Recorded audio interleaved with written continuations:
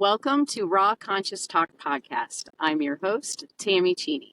Here, I dive deep into extraordinary journeys, out-of-body experiences, near-death awakenings, encounters with the paranormal, the unseen, unexplained, and deeply spiritual. You will hear from real people sharing raw, unfiltered stories. Settle in, get ready for a conversation that might shift your consciousness. Today's guest is Steve Nowak. He is a near-death, I believe now, as I studied more, a two-time near-death experiencer who has since become a quantum healer known for creating high-frequency life force energy fields that promote healing by amplifying the body's abilities, natural abilities. So welcome, Steve. I'm so grateful and thankful to have you today. Well, it's a pleasure to be here. Thanks for inviting me. Yes. So why don't you go ahead and start literally, I guess, right when your first NDE happened? Sure. Well, I was 4 years old, and so it's important to know, like I had this extraordinary experience at 4. It was very hard to remember what happened as soon as I woke up, but I knew something had happened that wasn't normal. It was hard for me to accept people telling me it was just an accident, but it took till I was about 5, 6 years for the memories to start coming back. I tried to talk about them. I realized how quickly it made me feel even more awkward, and I tucked it away. And I never thought anything else of it other than I don't need to talk about that. It's in my past. And everything changed in 2008. But I'll back up to the initial near-death experience. Let me real quick just ask you a question. So when you began to talk about it between the ages of 4 and 5, who were you trying to talk to? Was it like family, your parents? Yeah, well, it took about 5 years, and I suppose I was so young I couldn't even comprehend what I had seen and experienced. So Right, I was it took wondering about about 5 that. years. I was like the age of 10 when I started to have the first initial memory of sitting with this being. And I'm like, what is this? And it would happen whenever I would think of my accident. That's when the memory would come. So it started to come in pieces, and I tried to talk to my family about it. They were just like, okay, what do you want us to do about it?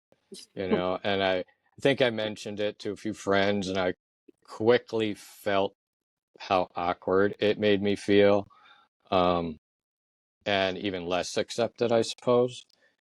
So I learned to just adapt and hide it, even though between the ages of after the accident, probably up until I was like 13, my parents would on and off bring me to the eye doctors because my vision would just scramble and then it would come back, and I couldn't describe to the eye doctor what was happening other than that. It was like everything would be mixed up and then it would come back. I didn't know I was having like mini visions and things like that.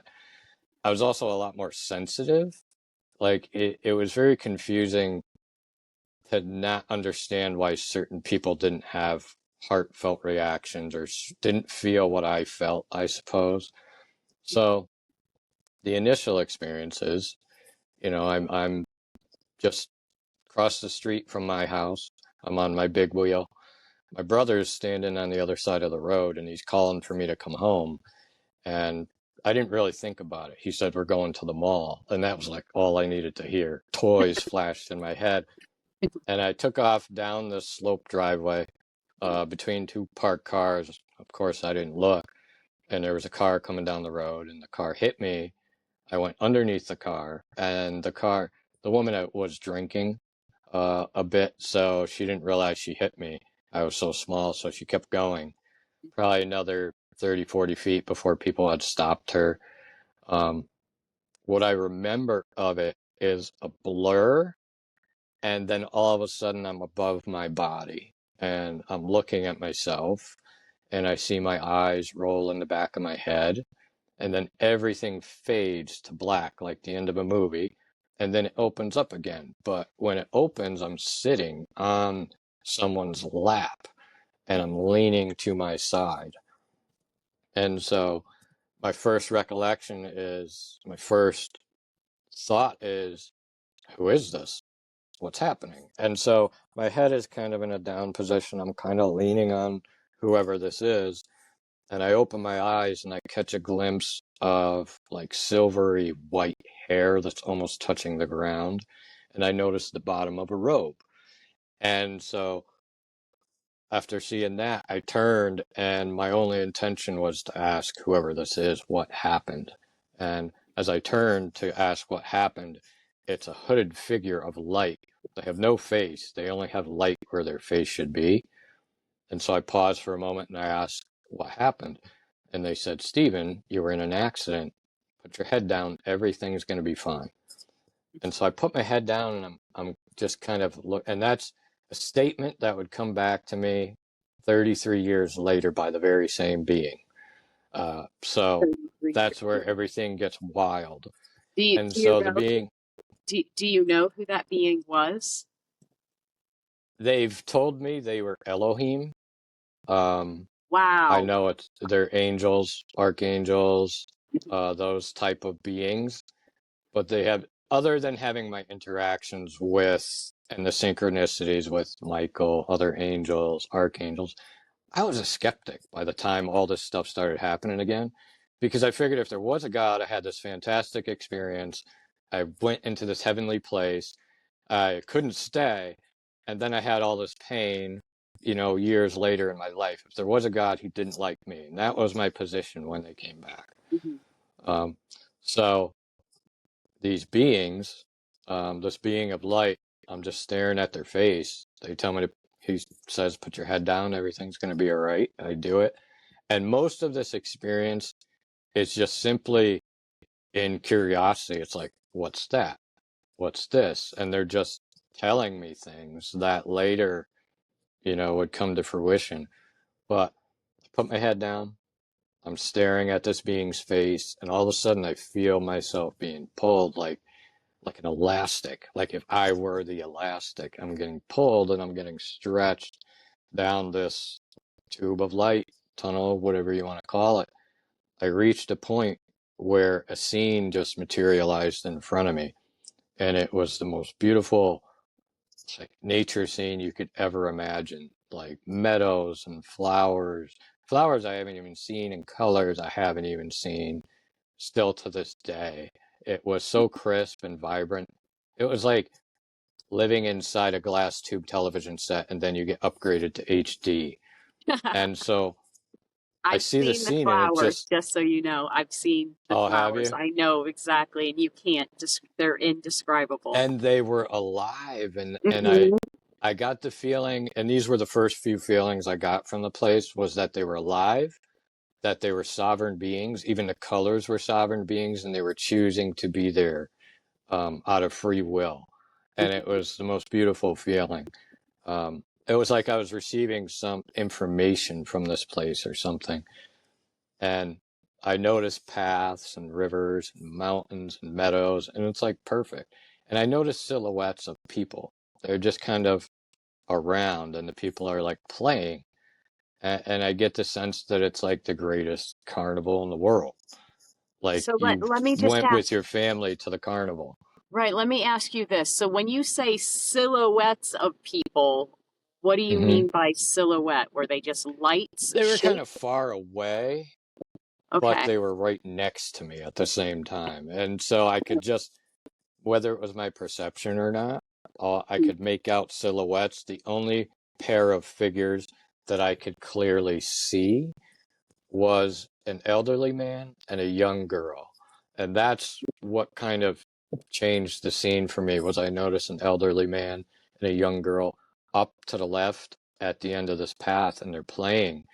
It's Mm-hmm. like I kind of want to be a part of it, Right. As this girl laughs, her laugh goes through the atmosphere, and it comes right to me and touches the center of my chest. And that's where I have the first initial remembrance of feeling that everything was one. Wow. And I knew upon remembering what had happened over there that everything was frequency, that everything had come from this place, it would come back around and return to it. and it had to be love to like enter there or wouldn't even be able to exist. Like there was no pain, there was no suffering. And when I got that feeling, that's when I asked, I want to stay here. And of course they said, it's not your time. And it was like it was like the scene was just in front of me and somebody pulled a curtain and just took the scene away. And then I was standing inside this, like, I don't know if you want to call it a room, but it was like a night sky without any stars. It wasn't quite black. Mhm. And I'm just standing there and I see these lines start to form. They're going straight down, straight across. They're looking like a grid kind of. And that's when I have the thought, what's this? That's most of this experience is what's this? What's this? What's this? And the being says, this is the quantum field. This is what connects all beings together as one. And I'm like, okay, that kind of fades. And the next thing I see is this pillar of light just comes straight down in front of me. And it's like glowing, kind of like that translucent bluish color, and same color with the lines, that bluish color, real light blue, but very powerful. This beam of light comes down, and naturally, my mind, what's this? They say this is you as you enter this world, and as you interact and spend your energy to have an experience. These experiences, all of your thoughts and emotions are recorded onto a screen. And then that's when I see these cords kind of going out from this energy to this screen that's all the way around. And it's got these, what I would describe as like little TV screens in them. And I get the feeling that these are memories. And they tell me as I'm thinking these look like memories. Yes, these are your memories and experiences recorded. All of your thoughts and feelings are recorded here. This is what they go into. This is what you would call a life review. However, you do not have to die to return to heaven and have your life review. And then that's when that scene stopped. And then I'm back in the black, almost black night. And I noticed something glowing kind of up in the distance. It looks like a credit card, but it's missing a corner. And it has circuits on it, little tiny circuits. And naturally, what's that? And they say, this is your divine blueprint. Every human being has one of these. This is the original image you were made in. That's it. And so they're just giving me this base And this is knowledge all that would happening at return to me. 4, correct? This is All of at this 4, happened but at 4 again, years old, but you didn't again, remember it took until me later. years to remember for like, it was like Wow. 5 years, because I came out knowing something happened strange. And so I'm asking my parents, and they're telling me you were in an accident. And I'm like, doesn't make sense. It doesn't feel right. So I was suffering the effects of visions and being oversensitive and things back in the 1980s you really didn't know about. And so took me to be about age 10 or 11 when I started to get the initial memories. Um, so, yeah, I'm 4 years old as they're showing me all this stuff that would come back to me in 2008. Wow. So I'm seeing this. This is your divine blueprint. This is the image, the original image that you were made in. And every human being has one of these. That fades away. Next thing I see is probably the most prominent and the most convincing that it was real to me, was a triangle coming at me. And as this triangle approaches, it's like kind of lit up light blue, just like the other energies, getting towards me, and it stops, and it's got a point on each tip, and one larger one in the middle. And this voice says to me, this is Heavenly Father, this is Divine Mother, this is Holy Son. Make these three one. That was it. Wow. Now, I come out of the experience knowing something happened, like I mentioned, but I wake up a few days later with toys. I had broken lip ribs, I had collapsed lungs. I still have a bump on my clavicle, broken shoulder blade, the whole side of my face and body was basically road rash. I still have scars from it. And so that was the 4-year-old experience. And I was highly sensitive after this, and I never really understood why. It took me many years to figure out why. I don't Right. know if you want to ask any other questions before I move on. I'm just so blown away with how much happened at 4 years old that you were able to experience, and I can relate. My whole experience is completely different, but so much of what you're saying I can relate Mm-hmm. with because I personally experienced it just in a different way. And I was also extremely highly sensitive. I knew things as a 3-year old, a 4-year old, a 5-year old, that there is Mm-hmm. no way at that young of an age that I could even put it into human words, if that makes Yeah, sense. there's no reason why we should have had that depth of emotional intelligence, Right, you know, right. at our ages. But, Yeah, it was all planned. right, And exactly. so after that, when the memories started to return, I tried to talk to family, a couple friends. I realized how weird and funny it made me feel. Also, I didn't know what it meant. So what am I going to do? People are thinking I'm just going to make up these stories or for attention or something when I Right, didn't even really have, okay, this is the message. This is what it meant. I had nothing else to go with it. So by right, that time, I was starting to get into my teens. I learned to just not mention it. I talked to, one or two close friends about it that were cool. But again, it was a cool story of something that happened to me when I got hit by a car. And that's where it was in my mind. It was in the right, past. So I go on. Um, I have a few more events that are just unexplainable. I flip a car over at 75 miles an hour 5 times. Two wow. people fly out of the car during the car rolling and they landed on the grass. Everybody got up and walked away. It was during that I had another like out of body experience. There was that. I landed in poison ivy too once the car finally stopped and caught poison ivy. So that was what I got there. So Well, there was another, you had to come out of that with at least something. yeah, there was no way I was getting away scot-free. But it seemed to happen over and over again to the point where I was convinced that I wasn't allowed to die. Literally convinced that God's not, he's punishing me. I'm not allowed to die. I had this experience at 4. There's no rhyme or reason why. Like, why me? Why would I have all these memories? And these memories, as time went on, became stronger than other memories of things I've experienced. You know how that is, the Yes. resonation of them. And so I go through that experience.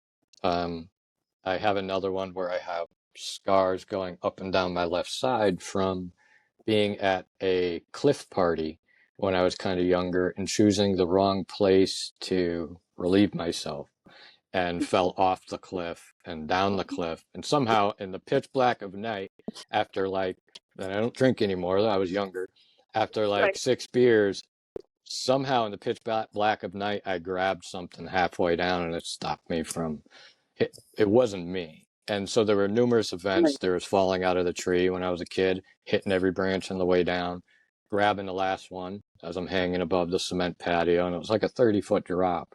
No feasible way when the world is spinning and I'm hitting all these things that I could have grabbed the branch. So there was like a lot of that where something else just took over. And right, crashing motorcycles, a lot of other things that got me into the point where my body began to accumulate a lot of pain. right, And I got to the point where I had so much pain, I didn't want to wake up. I didn't want to go to work. I didn't want to be in the world anymore. I started taking pain medication from doctors just to be able to go to work and function, but it was taking my soul. It was taking who I was right, in the right, process. And that was the dark low point uh, about 33 years later after my accident when, because there was I also played sports, dislocated joints, broke bones. So I thought I'd be in a wheelchair by now, put it that way. And I Right. firmly believe that. I'm like, if I'm getting up like the Tin Man at 30, needing an oil can, then what am I gonna be at 50 or 60? So Right. that's where my mind was. Um, that's when everything changed in 2008. I don't know if you want to ask any questions at the moment or. Yes. So at this point, you're 33 years old, Hmm. and you literally have got to a Well, place it's to 33 years later. I'm or like 33 38. years later. Okay. So by this point, you've got it in your head. I can't die. Okay. I'm So, in the mindset where I am not allowed to die. I'm like, no matter right. what I do, because I've done all this stuff and I would grow up and I would see friends from high school having experiences and car crash and this and that. And I'm like, why them? Why them? Why them? And I would ask myself, what all this meant. What could this possibly mean? This weird thing I experienced at 4. What? Because if anything, it was bringing me issues to have that in my system. I Hmm. was like, I'm not worthy, obviously. And so now, throughout your life, though, from that period to the period you were at 33 years later, you were getting what I think most people would call downloads, where it was Mm. reminding you. So Hmm. by the time you made it to where you were 33 years later, Yeah, there would what? be synchronicities, there would be Right. downloads, there would just be God spark that would come out of nowhere and it would light me up. And later in my journey, I learned that my strength doesn't come from me. My energy doesn't come from me. I would just get in my way a lot and stop that other energy. But yes, I would have these unexplainable synchronicities where, someone would say something and I knew it was meant for me. And I would just started to pick up a little bit on there's other things out there. And so I was not a full skeptic, but I Mm-hmm. think I was a healthy skeptic and still am. You got to show me, because I Right. became pretty normal for a while. Mm-hmm. When I was working at the video game store and everything turned around and I was like, my parents never raised me religious. It's important to I was understand going that. to ask you that. Did you grow up in the church, or were you at this time attending church? No, I had never been to church, never knew what the Trinity was, never Had you knew what read the any of, Bible? no, not at No. 4. Okay. No, Nope. no. I mean, in that time frame, throughout Oh, that time no, frame. no, not at all. Mhm. I was not closely associated or like I said, if there was a God, he doesn't like me. He, she, that was my stance.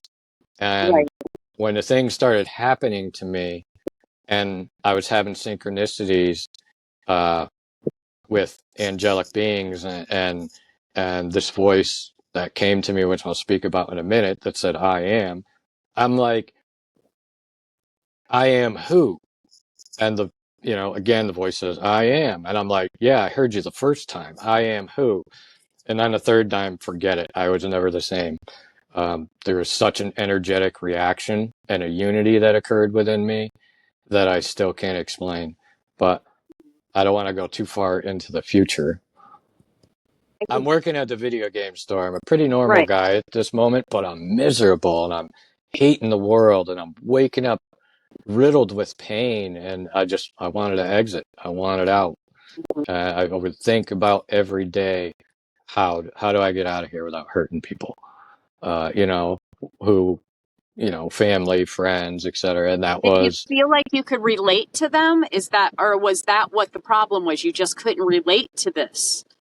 I Whatever. couldn't relate to this, the way Mhm. how fake things were, and I think how people hide when Mhm. truly, it's like I was a very open being and trusting, and I suppose I learned my survival mechanisms because I had to.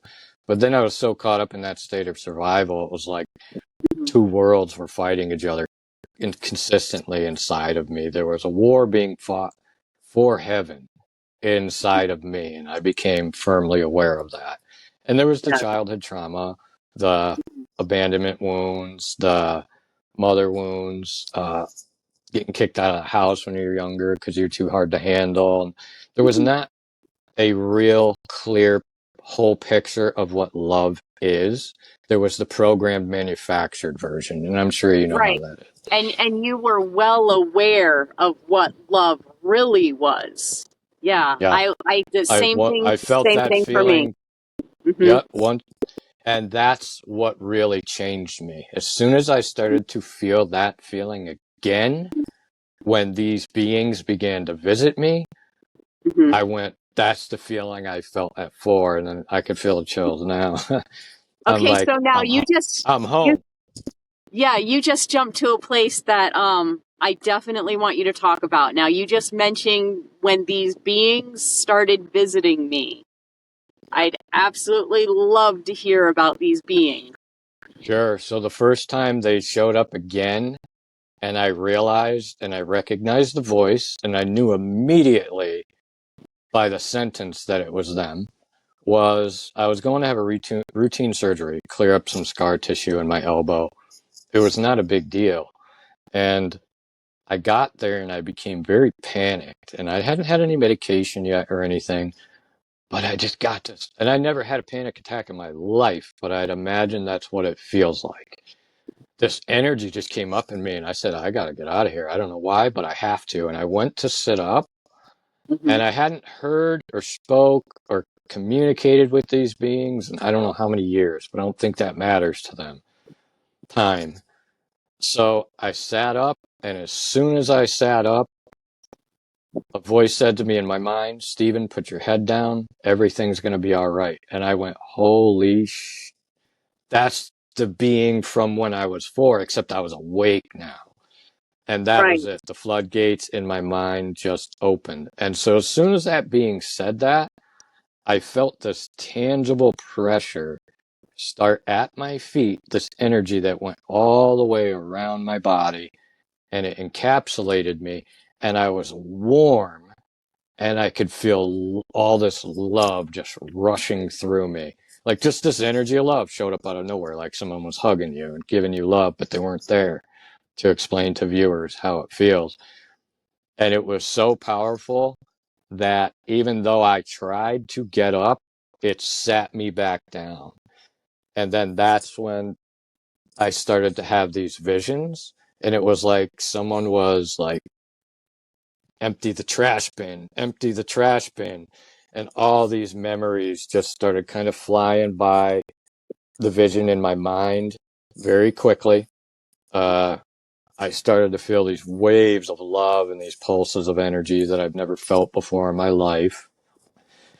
I go in, once I calm down a bit, I'm like, what was that? I go in, I have the surgery. I come out a few days later. I'm awoken in the middle of the night by a light in the corner of my room, and it's a ball, and it's a blue sphere, and it's almost like you could say it was liquid or plasma, but it wasn't. And it's just kind of slowly, I mean, so slowly you could barely tell it was moving. It was just kind of moving a bit. And I'm going through the motions like, there's no lamp there. That's not a car. I'm not crazy type things is what I'm going through. And I'm like, I don't know what it is, but I'm so tired I need to go to bed. I'm not really going to think about it right now. And so over the next few days, there's more of them. There's like a couple different balls of light. Tried to talk a little bit to my partner about it, but she wasn't too receiving about it, and I'll get to that later. Um, so these come and these go. Uh, I'm not really sure what it is, what it means. I go back to work, and I'm starting to have uh, telepathy, and I don't know what's happening, but I'm hearing these other voices of other people besides me in my mind saying these things like, "Oh, I'm hungry. Oh, I'm gonna go do this," and I'm like, I'm at work. I'm the store manager there, and I'm just like, so this happens for quite a few weeks to like a month, and I start to play games with it where I would ask the person a question in my mind, like, do you want a bag with that? And then I would ask them out loud and see if it matched because I was trying to figure out if I was crazy or not. And so I'm starting to experience telepathy. I start to see energy, like just I would catch little glimpses of these waves of like rainbow energy. be like here, be there, just wherever I go, I was just starting to become more aware of energies around me. But that slowly graduated into where I was starting to notice energies moving around me that were human and non-human. And so I'm thinking, oh my God, I'm being haunted. I don't know what's going on. During this time, I'm literally trying to go to work, trying to come home, keep the seams together, be a dad, and everything else. I start to notice these little bits of energy moving around me at night. They're passing by the lamp and they're blocking out the light repeatedly. And I'm like, that's strange, but I can't explain it. And so time goes on. Within a couple weeks, they're full-blown apparitions in the shape of people. Some are smoky, some are dark, some are really light, and they're just constantly moving around. And I'm thinking, oh, great, now I'm haunted. What do I do about this? And I was scared, and I didn't sleep for quite a few days until I mustered up the courage to say, hey, leave, get out of here. You don't belong here. And that's when I started to receive communication from these projections back to me. And the things they were telling me, there was human spirits in there too, because I slowly learned that I had to be a medium too. That came with the whole thing. Even though I don't tell people, hey, I'm a medium. If it happens in a healing session, it happens. But so there were humans, but most of them were apparitions that were telling me they were going to drag me to hell, that I was a piece of crap, that I was never going to be anything in my life. And so I'm trying to figure that out, still function at work. I'm now like going to get all these Bibles. My family's looking at me like I'm nuts. I'm like saging the house, cleansing it. That's when I go to work. I have this experience that I can explain it now. I couldn't explain it then. It was so jarring. This was after, this was just after the I am experience. So I might as well tell you the I am experience. There's so many things going on within a span of a couple of years that it's hard to keep them all straight. So I'm driving to work. I'm still at the video game store at this time. I'm going through this thing where I'm trying to not pay attention to these apparitions, to what they're saying, because I'm researching, communicating with them is bad and all this stuff. I didn't fully understand what was happening at that moment. And so I'm driving to work. I'm like beating myself up for all my failures, being hard on myself. And then that's when this voice comes in, and it's perfectly crystal clear, and it's very different than any of the other voices I'm trying to shut out, apparitions and spirits. And it says how beautiful I am, how perfect I am, all these people that love me, and I'm like, that's what really got my attention. And then I thought to myself, well, it's not all whispery and hard to hear like these other ones. And the voice kept going, telling me all these people that loved me, all these things I had done for people. And I said, who are you? And that's when I'm still driving. That's when the voice says, I am. And then I'm like, I am who? Me, never going to church. I said, I am who? And the voice says to me, and it's off to my right, says, I am. I heard you the first time. I am who? And so here's me getting annoyed at God. I'm like, I am who? I heard you the first time. And then on the third one, just another I am. The third one, it was like someone hit me with a supernatural stun gun. Every emotion I ever had in my life came shooting up through me, and I felt it as if I were kind of like witnessing it. Every emotion and every memory I ever had, felt and experienced, came through me separately, but at the same time. And it's the only way I can describe it. It happened separately, but it was at the same time. And I pulled the car over, I started to cry, I couldn't control it, I couldn't even drive. And I did that for a while, and then I was like, what the heck was that? And then that's when I looked up that phrase and started to read more about it, got more into the books. Shortly after this, I went back to work, as I was doing, trying to hold the seams down. I'm experiencing telepathy. I'm seeing energy all around. I'm trying to just be normal. So I go to lunch. I go to the gas station during lunch to get gas or something. And there's one man in front of me with his son, and his son gets out of line and he walks over to the peanut butter cups and he grabs one and he turns to his dad and he says, "Can I have this?" He holds it up, nothing else in his other hand. And the dad says, "Sure." Goes back in line. 2 seconds later, walks out of line, grabs a peanut butter cup, holds it up and goes, "Can I have this?" "Sure." And I went, So you "What saw the it freak just before, happened?" right? You Yeah. saw it before it actually physically happened in the physical. I was Yeah. like in it thinking it was real before it was happening. And so I Before went, it really actually happened, right? because I knew he didn't have another one. He didn't ask for another one. And so I went up, I paid for my gas, I walked out to my car. As soon as I started the car, the radio was already on. There's a woman, she won a radio contest. It was about a movie or something. And I can hear him laughing and talking about the answer. And then ring, ring. It's the woman, and they ask her the question. And I went, I just heard the answer. They were just talking about the answer. And that was the day I was like, I might have to go to the hospital.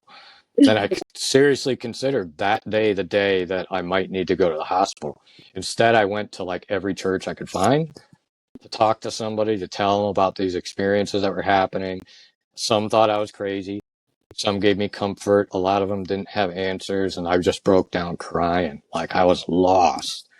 And that's when I knelt down and prayed like at the cross, show me why this is happening to me. And I just had a vision of sandals, and I'm walking with sandals on. It's me. I'm looking outside of my own eyes. I can see I'm wearing a tunic, and I'm walking on like sand, and it was so crystal clear. And I could see there's 2 rivers on my left and 1 river on my right, and there's 3 rivers that came into one. And then it ended. The vision ended, and I was like, "Oh, that really helps me." But I had the thought to look it up, and it was some holy site in the Middle East. It might have been the parting of the Red Sea, something like that. I don't know who I was, whatever happened, but I know I was there. And I know there was some thirst for God that was coming up in me that I had no explanation for. And so that's when the Arcturians show up. Wow. Yeah, so it gets Oh, even more weird. wow. So I have to say that I went up to the pulpit myself and had an experience that I assumed everybody else was having too. And it didn't take me long to figure out that I was the only one that just had the experience that I had. So, so now you have, I've never had an alien experience like Arcturians or any of Greys or any of the alien experiences. I don't know if some sense inside me knows that I'd probably be scared if some mantis being showed up in front of me all of a sudden. I don't know. The first time I ever saw them was in a healing session. I'm like, "Oh, what do we got, a problem here?" And they were just pretty chill. They were very non-emotional. Wow. Yeah. So I'm assuming, because that's why I go out and speak to the stars and the moon every night, because I want some sort of outer being to come and visit me. But secretly inside, I am scared.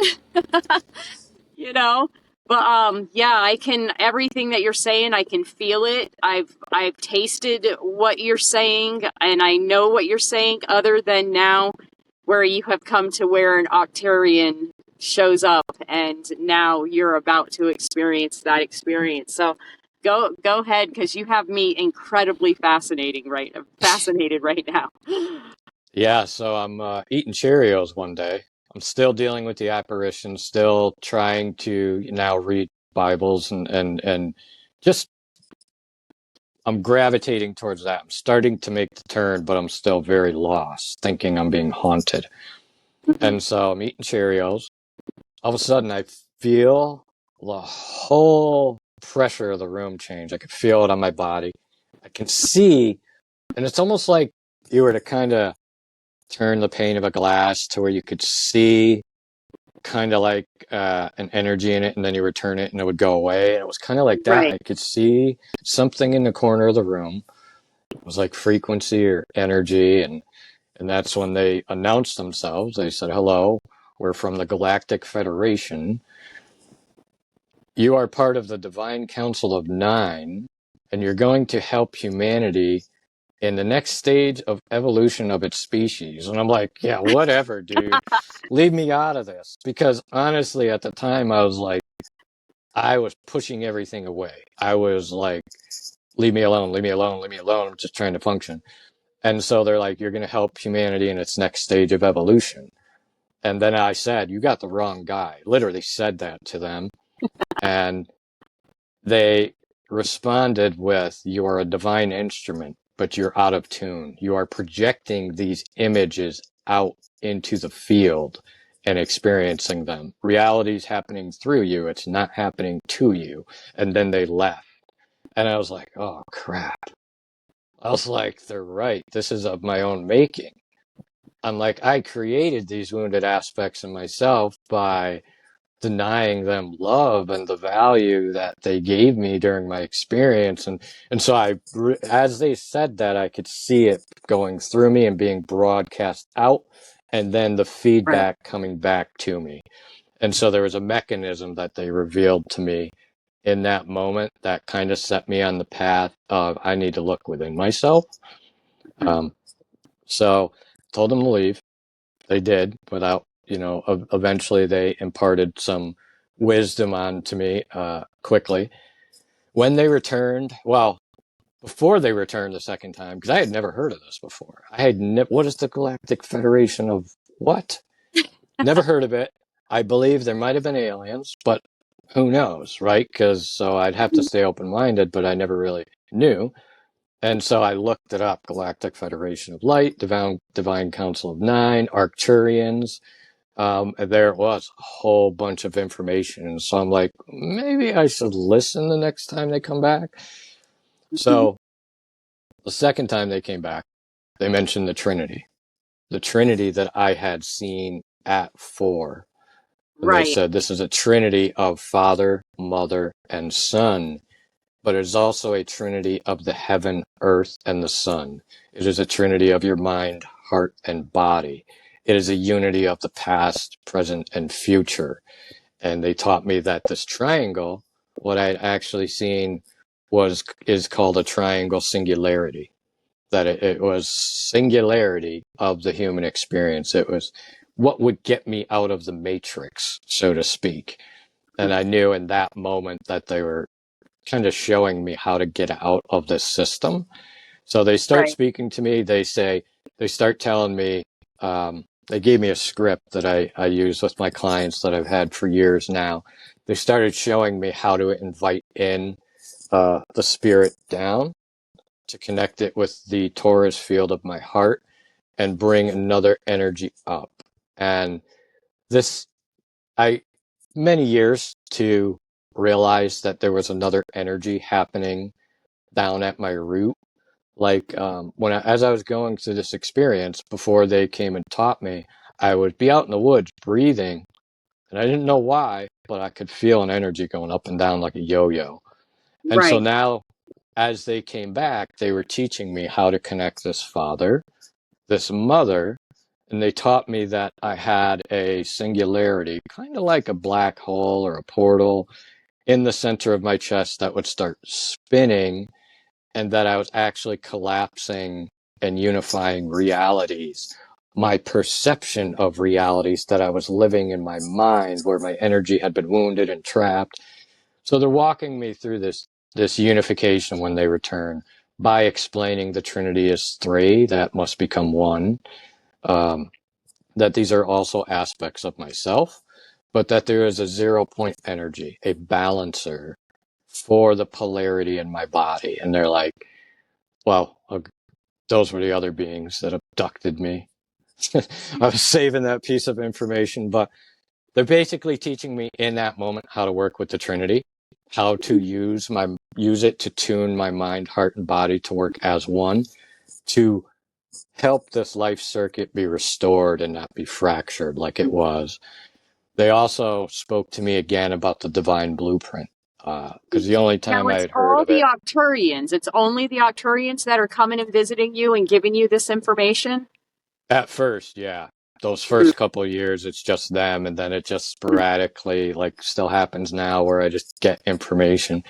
So at first, yeah, they're just Like Arcturians. downloads. It would be like downloads of Downloads, like I information. would touch something, I would go to work and I would touch something, and I would go, I know how to, I knew instantly how to take it apart and put it back together, even though I had never seen it before. It was like Mhm. I was the object.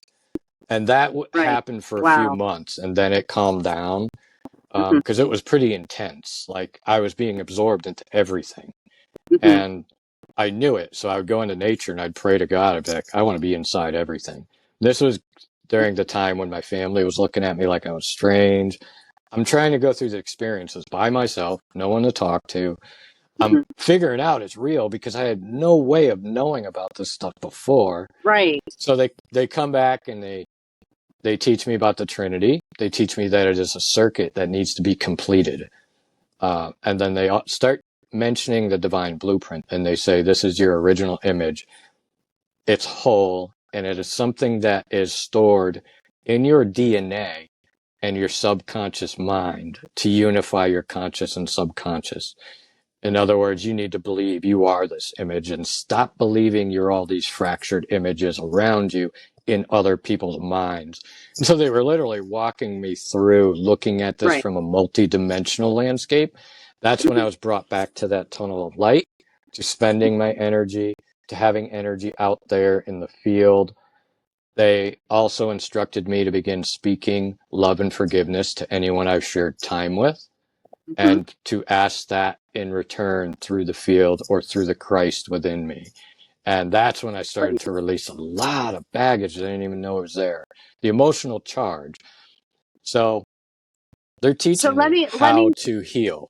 right. Mm-hmm. So let me ask you a question. So have you ever heard of a walk-in? The term a Yeah. walk-in? Do you Yep. think that it was possible when you went through that experience at the pulpit that you had like a walk-in type exchange? It's funny you mentioned that, and I honestly can't put my hand on it one way or the other, but I have had people come to me two separate people who have had dreams and told that I had decided to check out of my experience and allow another advanced soul in for this time period, I'm and that sensing that about you. I'm yeah, feeling that about you. I was like, he's a walk-in. I'm and that just feeling that as they you're told these speaking. people that I agreed to this and that I knew it was going to happen, but I wouldn't be aware of it happening. Hmm. Yeah, and so this divine blueprint is literally what saved me. And they were letting me know it's going to rewire all your neural pathways so you can embody your higher self in the physical world, um, and kind of some other stuff. And so I have this other experience where I'm sitting out in the yard and I'm getting lifted up, and I'm like, what the heck's happening? All of a sudden, I'm up in this white light. I don't know where I am. I can't feel the chair anymore. I can't feel anything. I don't know what's happening. And then that's when these beings calling themselves the Sidriel introduced them to me. And I had to run this name by like people who were really deep into that stuff because I was not at the time. And they told me, yeah, they're these beings from this galaxy. And I'm like, I'll take your word for it. But what they told me was that I was an energy playing a character, that I was not Steve. I was playing the character called Steve.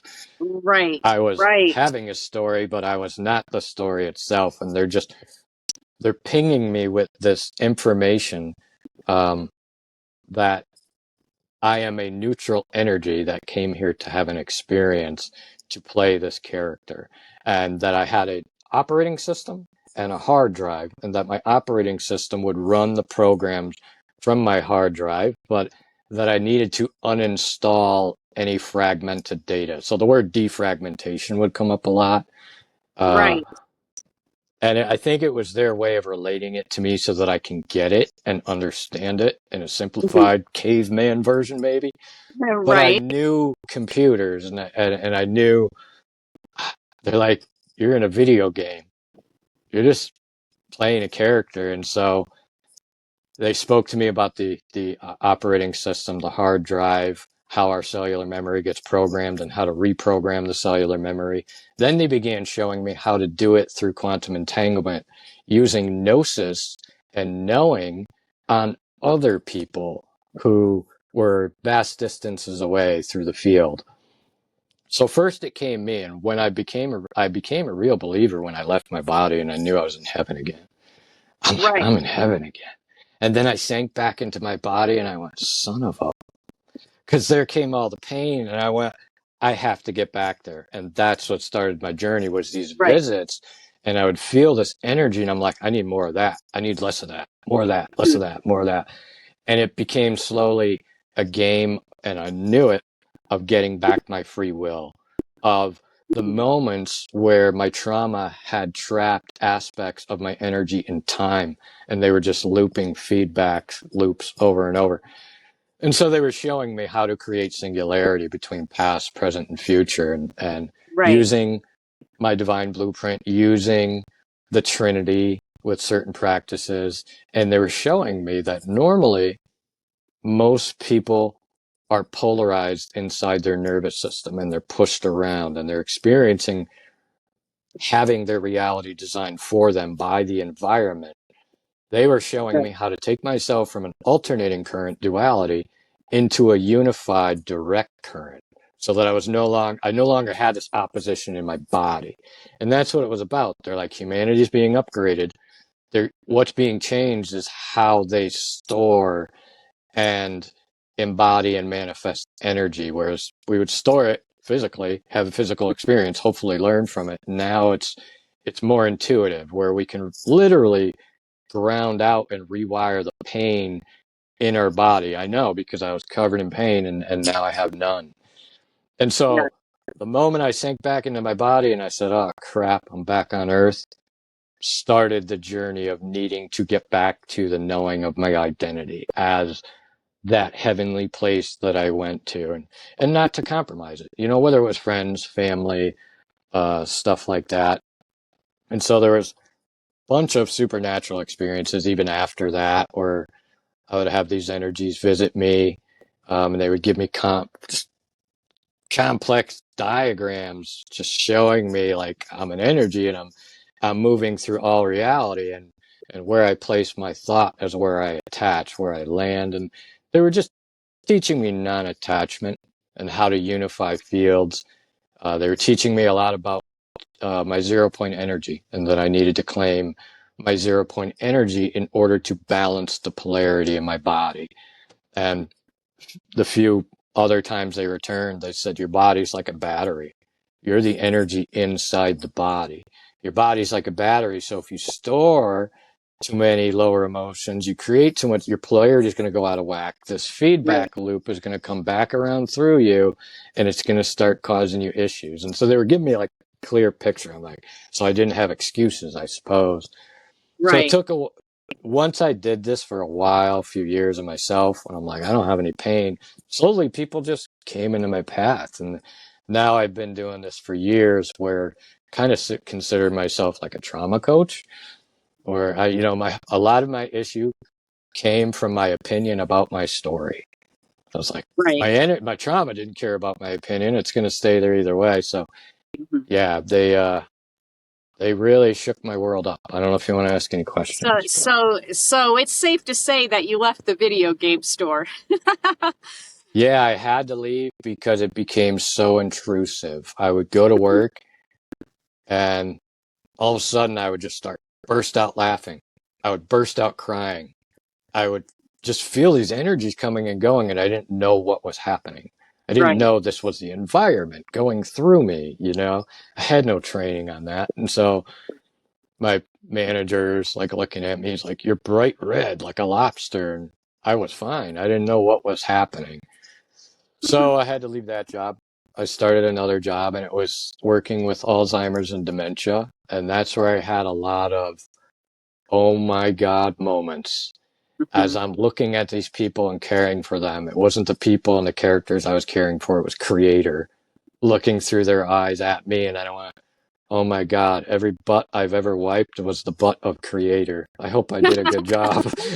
Right. Literally, like, so now I'm becoming more aware of that moment to moment as they're guiding me and visiting me and teaching me and giving me downloads and pushing me back on the path when I wanted to go be Steve, because I was highly reluctant Hmm. to share stories and to come out and speak about it. So Were you they're having pushing me. telepathic moments with these patients? Like, were you able to communicate telepathically with them? Oh, I was showing up to people in front of them. I would have people who say, you were in my dream. This person, you were in my dream. You told me this. You told me this. You were in Wow. my meditation. You were in my vision. I signed up for a session with you, and you appeared in front of me and put your hand on me and asked me why I wanted to work with you. And I'm like, sorry about that? Because I have no idea, but all this stuff is just happening. It's like, that's the real world, and this is Right. sandbox playground. But yes, I could communicate with them. I would often have dreams before they would pass that I needed to go visit them, because that would be a stage where I was no longer their caregiver. Like, they would move on to a Right. different stage, hospice, and I would have the dream, and then I would get the phone call, more than once, more than a couple times, of a friend or family saying, I think it's time you come visit them. And like, I knew it because I had the dream. Right. So Right.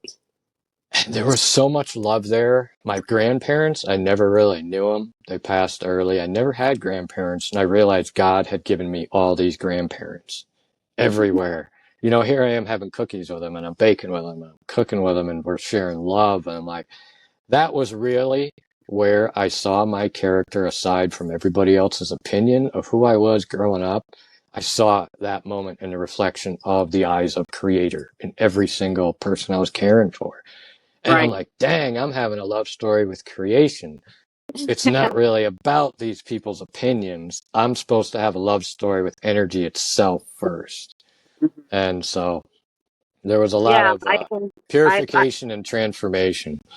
right. I can see with me in my experience, I can see the spark of light in everybody.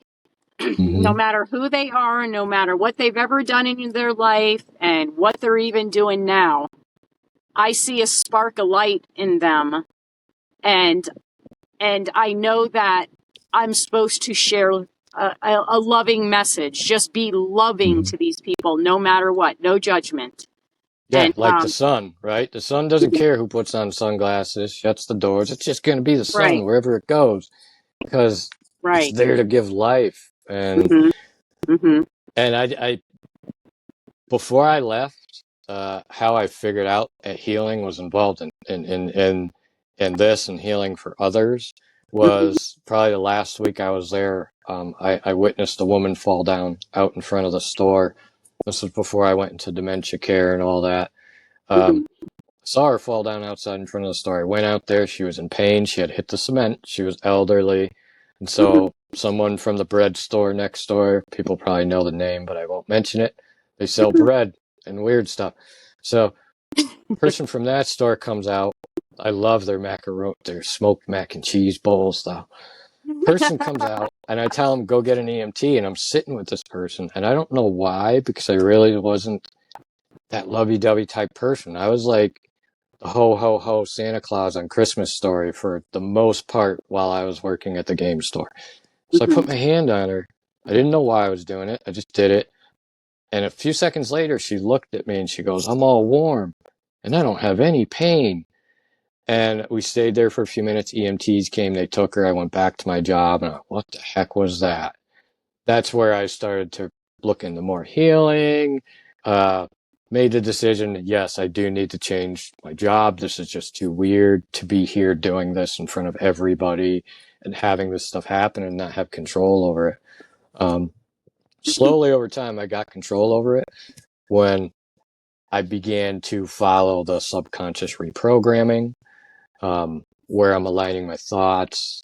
They really got me into a deep sense of knowing and working with the sensation of truth as an energy separate from Yes. everything else. So the truth is Yeah. an energy that I feel when my thought finishes its circuit. Like I'll ask my, for example, just to give a quick example, viewers, do you know how to tie your shoes? I assume you do. You might know how to ride a bike, drive a car. I assume you do. Think hard about this one. Do you know how to make a bowl of cereal? Of course, and I would have a hard time convincing you that you do not because your thought finished. It's not going to compromise anymore. It's done. They started teaching me how to use that knowing and that way to communicate to my body, to not only send my energy places to heal people, but also to communicate to my body that I already am, no matter what the already am is. So there was a unification of positive and negative happening there with the 0 Right. point energy as the balancer. And so, yeah, Yeah. I mean, it was a lot that I could probably go on another hour for, but I'm sure we don't Right. have it. I went through a similar experience about 10 years ago where I had come to a place where I needed to step into who I knew I truly was. Mm-hmm. And I literally left everything. And anybody that was in my life, family, like my family was toxic and Yeah. it was just very toxic. And I left my family. I left anybody in my life that knew me at that time, and I just It drove was so away. weird too. It was so weird too because I would go buy natural soap and I'd be like, I don't know why, but I need this natural soap. I can't use this. And I had no recollection why. No idea why. Because the Mhm. communication just wasn't there at that point. I was following these urges and I'm like, I got to get rid of all these chemicals. I got to start Yes, being same more thing natural. happened. Yep, same thing happened to me. I instantly, the first thing I did was began to become, I mean, before that, I did have some sort of an awareness and I became an avid juicer, but I juiced, but then I'd eat all the garbage and just, all the chemical filled stuff. I wasn't educated. But when I left everything, it was like once I removed all that noise from around me, Mm-hmm. I instantly just like all this knowledge that I actually knew at 3, 4, and 5 years old, but in the process of going through my life, I forgot these things. And it Yeah, it just wasn't became embodied anymore. Once it became embodied, it's like this other right. stuff got to go. Yeah. Right, exactly. So the same thing happened to me, and I began to become chemical free. Now, in order to become chemical free, you got to know what is a chemical, and what is it in, and what are the names. And so I spent probably 2 or 3 years learning about all the names of chemicals and everything that was a chemical. And by the end of the third year, I was fully and completely chemical free, me and my son. And Nice. I don't go out to eat anywhere at restaurants or anything. I mean, it's And randomly, it was such a yeah, strange craving, right? It's like it's just a right. thirst for something that appears. Right. And so, because I just don't know, I worked in the restaurant business. I worked in upscale fine dining. I knew everything that was in the food that we served. And Hmm. even though you would think that it seems like it's one of the best restaurants, everything's going to be good and clean in there. It just isn't.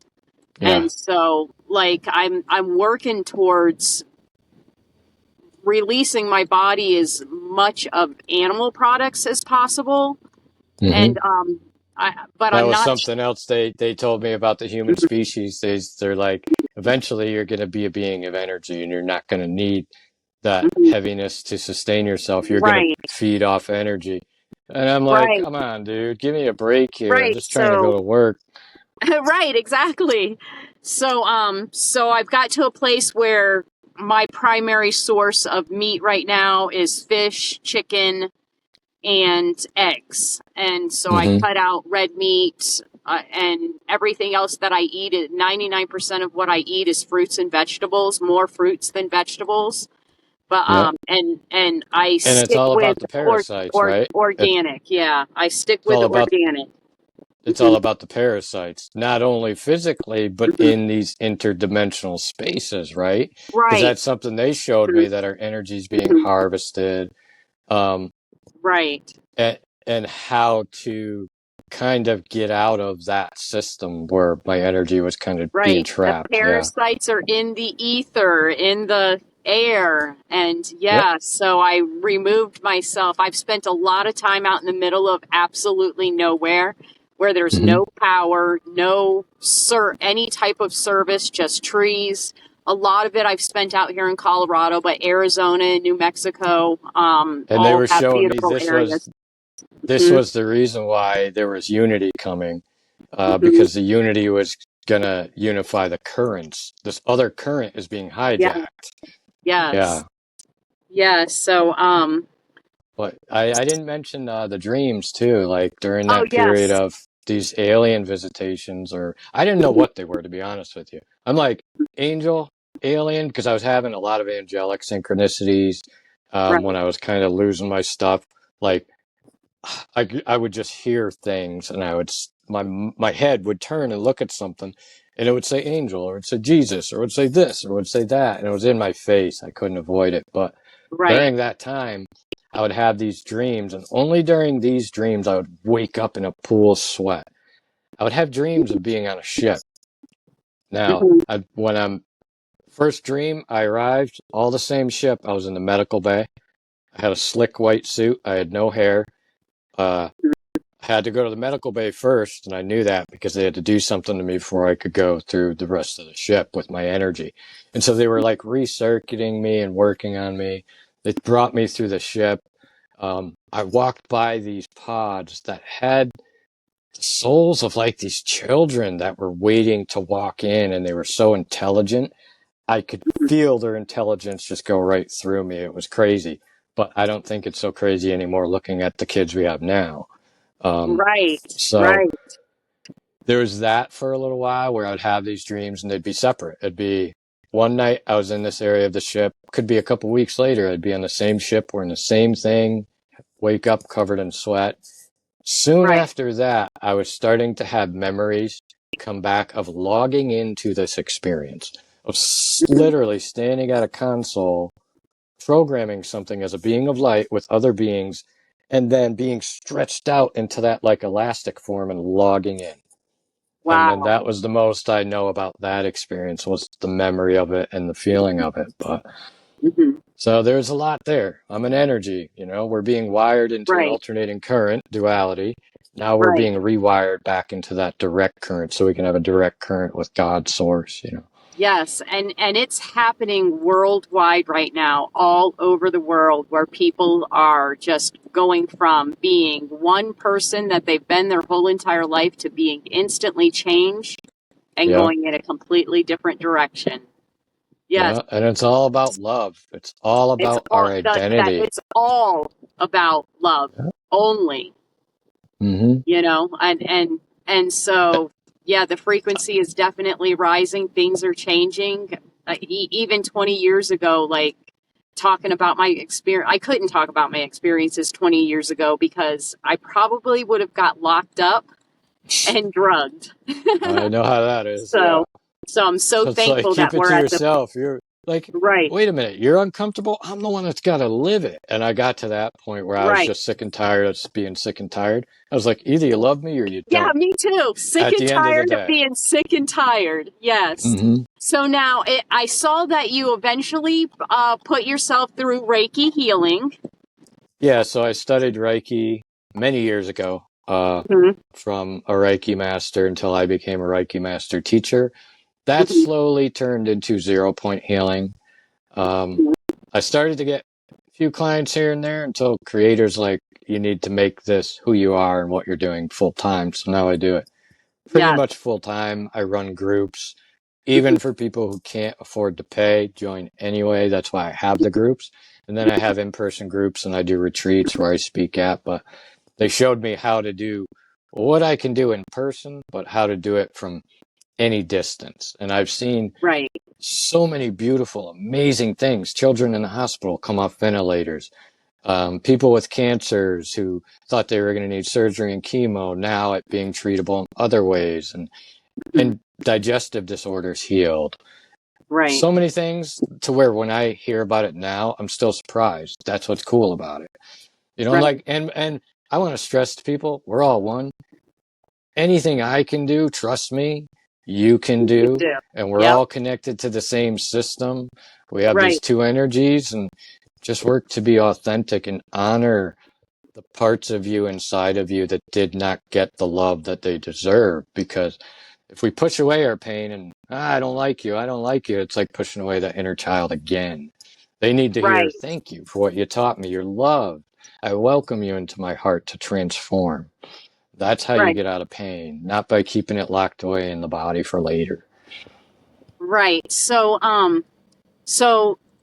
we're going to go ahead and start wrapping this up, but I would absolutely love for you to tell the guest where they can find you. Sure. You can contact me at trinityquantumhealth.com. That's trinityquantumhealth.com. I'm also under Trinity Healing on Facebook, I believe. Trinity Healing Reiki at Gmail is my Gmail if anybody has any questions. As I mentioned, I started out with Reiki, and now we're on to 0 point as we advance and learn more about the nature of our reality. Perfect. Well, what an unbelievable experience that you've had. I felt everything that you said. It was extremely powerful, and I send out that energy for it to be received to anybody that sees this interview. And I'm going to go ahead and I'm going to do my closing speech now. Thank you so much for watching. If you've made it to the end, I would love to hear from you in the comments. Your words of encouragement mean a lot, not just to me, but especially to the guests who come on and they share their deeply personal experiences. These are real people and they do read your comments. The best way to support the podcast, like, subscribe, and share. Until next time, stay curious and stay conscious.